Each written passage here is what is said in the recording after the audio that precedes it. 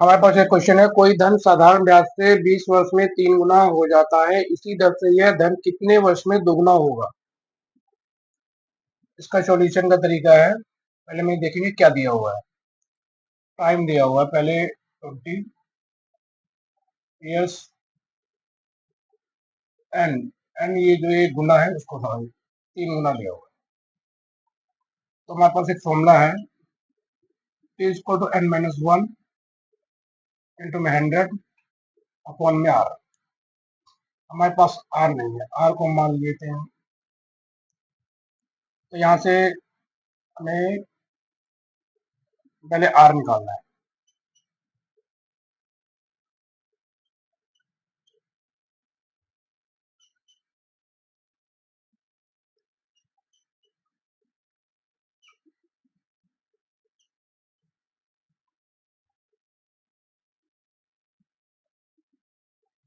Three minus 1 2 into 5 10%।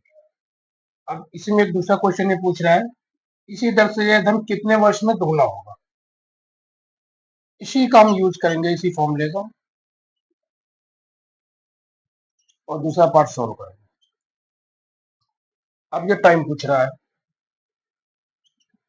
Second इसमें, ये first part था। अब हमें टाइम निकालना है। क्या दिया हुआ है, हमने निकाला 10%। एन ये दुगना पूछ रहा है, दुगना यानी कि एन की जगह 2 आए, आर 10 10 दो में से के 1 इंटू 10 यानी कि 10। सेकंड क्वेश्चन देखिए, कोई धन साधारण ब्याज पर 10 वर्ष में तिगुना हो जाता है, तो ब्याज की वार्षिक दर कितनी है। इसमें क्या दिया हुआ है, हमें गिवन क्या है, time 10 year 10 year, N equal to N तिगुना थर्ड, ब्याज के आर निकालना है।